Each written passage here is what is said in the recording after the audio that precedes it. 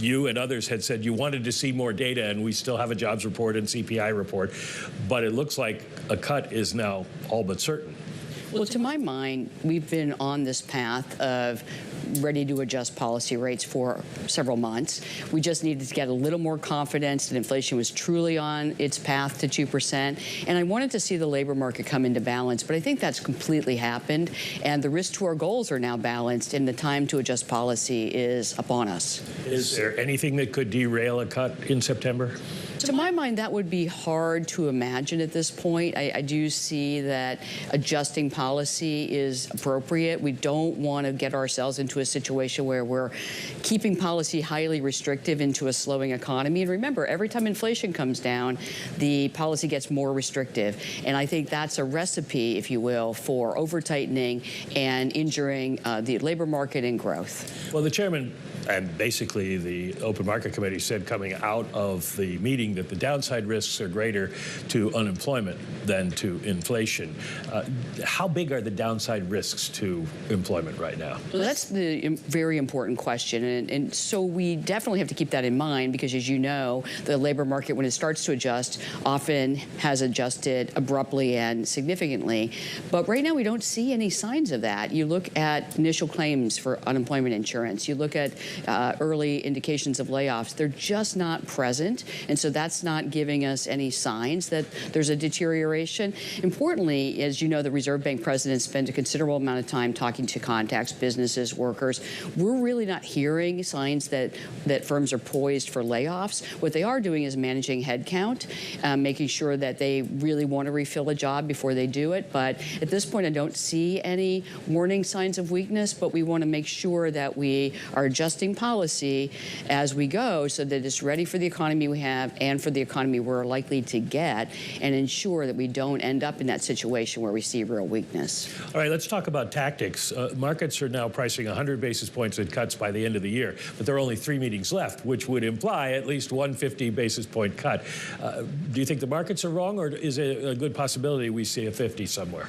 Well, I think everyone's looking at the economic projections and then making a decision. For me, what I'm going to be doing is looking at the incoming information. As you said, we have another CPI, another labor market report, discuss with my colleagues, talk to our contacts, and fashion the policy that's right for the economy that we see. So it's too early to know exactly what the tactics will be. We do know one thing. The direction of change is down, and we need to do it in a way that is responsive to the economy and not let the economy get in a position of weakness. Well, let me quote the Fed back to you. If the economy evolves as we expect, as you always say, would that imply a 25 basis point cut in September versus 50? So I think of it as scenarios, if I may. So the scenario that is my most likely outcome, and what I see in the data and the projections, is that we continue to get gradual slowing in inflation, and we continue to get that steady, sustainable pace of growth in the labor market.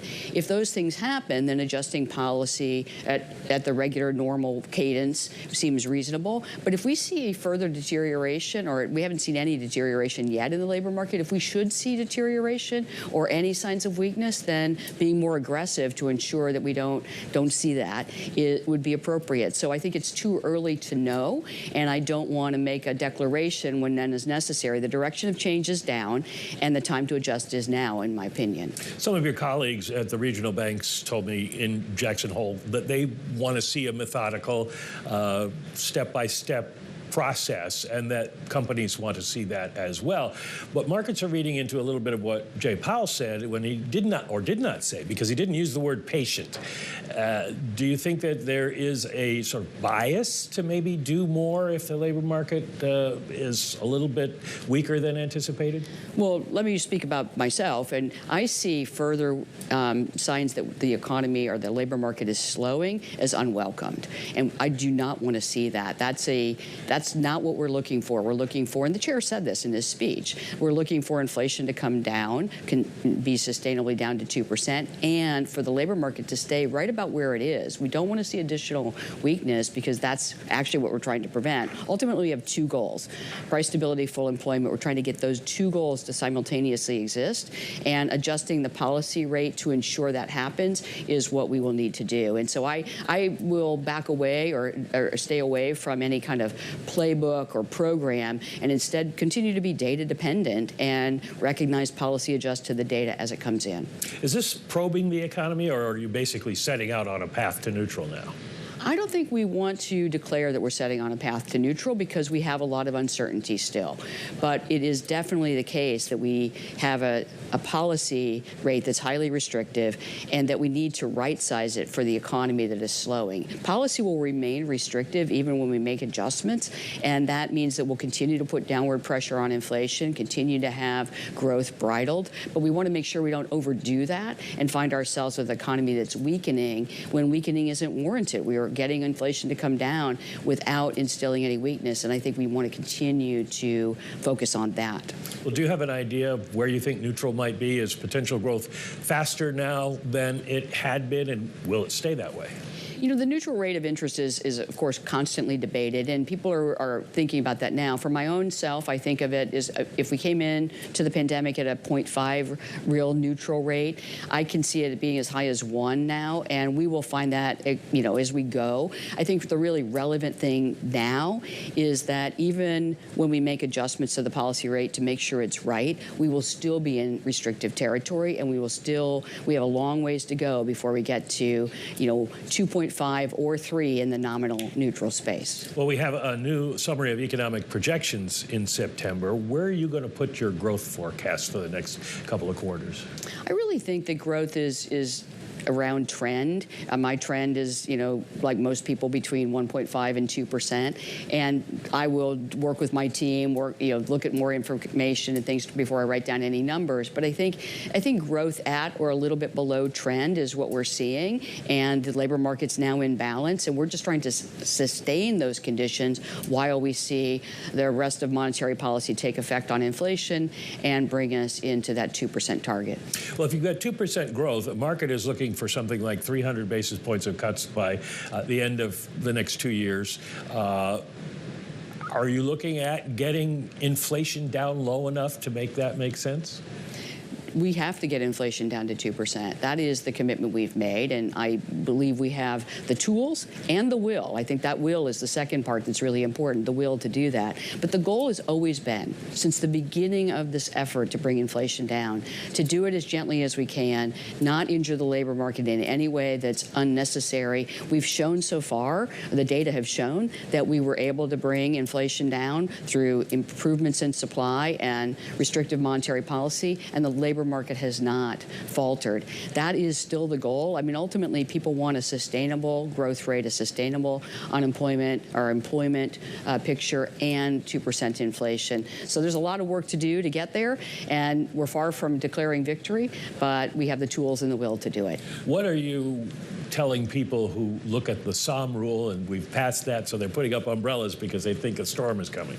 Well, you know, these historical regularities is what the SOM rule is based on, but other different mechanisms. They're all about what has happened historically. And there have been, and I think this is often forgotten, there have been a couple periods in our history where unemployment rose, but we didn't end up with that sharp spike in unemployment, and the labor market didn't deteriorate. You have to look back to the 90s and the 2000s for that. But these things are possible, and importantly, we do need to look under the dashboard of the headline indicators.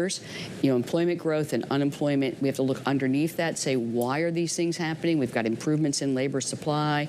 We really have to put this whole constellation, as, you know, we famously said, I think Vice Chair Yellen at the time said during the financial crisis, we need this aftermath, we need a full dashboard of labor market indicators. As a labor economist, I definitely look at the full dashboard, and the time is now to talk to our contacts, talk to workers, talk to firms, look at the dashboard, and make the right decision. Now, the Fed said it would end QT before cutting. You didn't want to do both at the same time since they kind of work in opposite directions. That, I assume, is off the table now? How do you mean? You're going to keep QT running even when you're cutting rates. I see that, you know, what we ultimately announced is that we're going to reduce the size of our balance sheet, and we are going to adjust policy. Both of those, I think of it a little differently, which is why I asked for clarification. I think of it as we are normalizing both the balance sheet and policy rate at some point. We're not there yet. We're, you know, could start that soon. And both of those things are consistent with bringing our toolkit back into its normal position position so that we're ready going forward. But while we do that, we have to continue to remember that we need to bring inflation down fully to 2%. Well, you worried, I didn't get a chance to ask you this last week, about the revisions to the BLS establishment survey being so large and suggesting that maybe, not through any fault of yours because you work with the data you have, but that you might be behind the curve. You know, periods of adjustment, large adjustments like these, I started working at the Fed in 1996 as a labor economist. This was a very traditional kind of adjustment that would occur. It often occurs at inflection points in the economy that these adjustments are larger, but we have a feeling that these adjustments are coming. We do our own estimates. We know adjustments of some size are coming, and it is why you don't look at just employment growth, just the payroll employment growth. We look at the household survey, which tells us other indicators. What was really interesting, if you look back over the last year and a half, is that these numbers of job growth were feeling inconsistent with the rest of the indicators. And so I think these adjustments are just bringing it back consistent with the other indicators in the labor market. Bottom line is, people are still getting jobs. People are still coming into the labor force, usually a good sign that jobs are available. Initial claims for unemployment insurance haven't really moved up in a sharp way, and firms are interested in growing their businesses consistent with the economy. So I think that that's important for us to look at, but we don't want to get over-rotated on that one adjustment when we have so many pieces of information we can look to. Before I let you go, one last question. We've got the framework review coming up this fall. What would you like to see it look at? Well, I'll be debating that with my colleagues and discussing that. I don't want to front run what we're doing. What I really want to focus on, though, in the framework is that, we've made a commitment to review our framework every 5 years. That's a very different process than the one I grew up in. And I think it's really important that we look at the information we have and we think about, okay, does that affect how we use our tools, what our tools should be, and that we're transparent about it as we were last year. Those are the components that are really important to me. And I'll delay specifics until I've had a chance to talk to my colleagues about that.